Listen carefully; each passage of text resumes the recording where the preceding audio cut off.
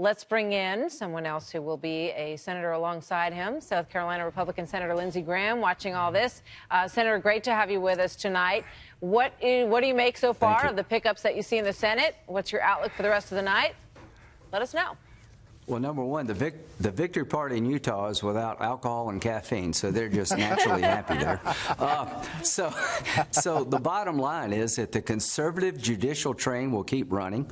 We had a good night in the Senate. We're going to pick up 3 or 4 seats at least.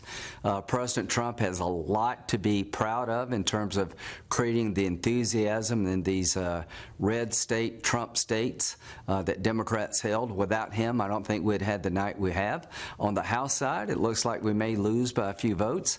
We got to address the suburban women problem because it's real. But I'm excited. It means judges keep moving forward on the conservative side, and it's going to put some pressure on all of us to up our game. Senator, it's Brett.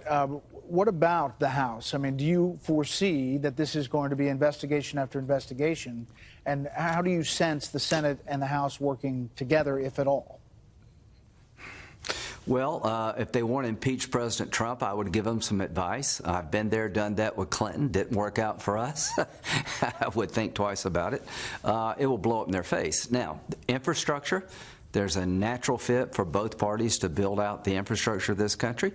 DACA for the wall. There's actually something you can do on immigration, maybe prison and sentence reform, and maybe some other things.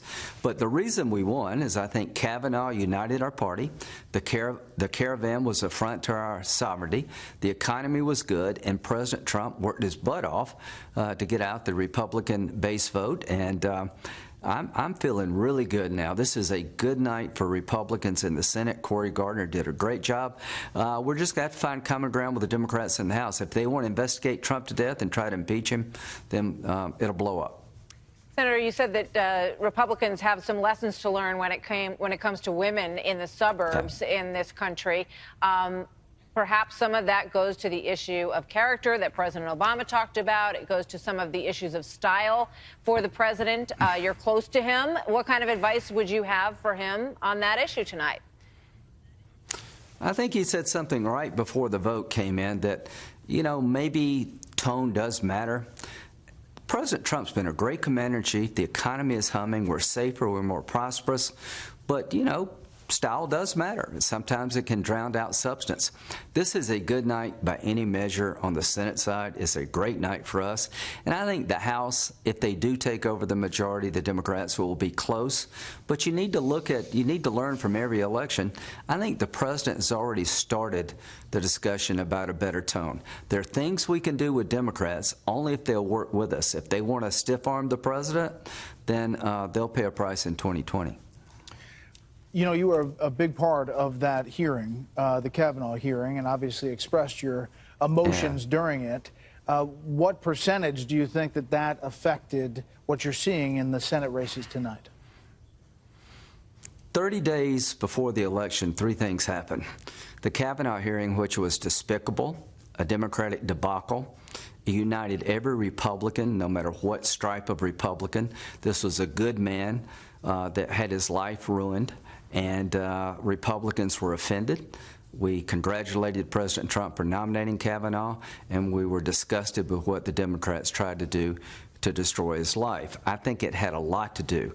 I think Joe Donnelly, all of them in these Trump states, it was really a very bad vote for them to take. The caravan did not help either.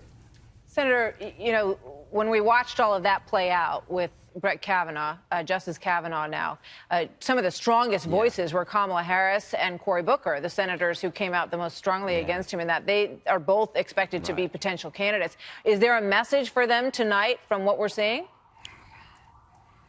Yeah, you pretty much locked down the Republican majority. As much as you tried to destroy Kavanaugh, you destroyed your colleagues. Claire McCaskill, I think she's probably going to lose. Joe Donnelly's a fine guy. But when he voted against Kavanaugh, that was it for me. I hope Tester loses. You know, Manchin won. He was smart enough to vote for Kavanaugh.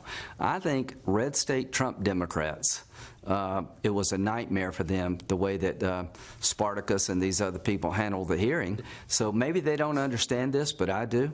You've done a lot of damage to moderate Democrats, and one of the reasons we're winning big tonight in the Senate is because of the way you treated Brett Kavanaugh, and we'll learn from our problems with suburban women. I think President Trump is well on his way to getting reelected, and we'll see what we can do with the Democratic House.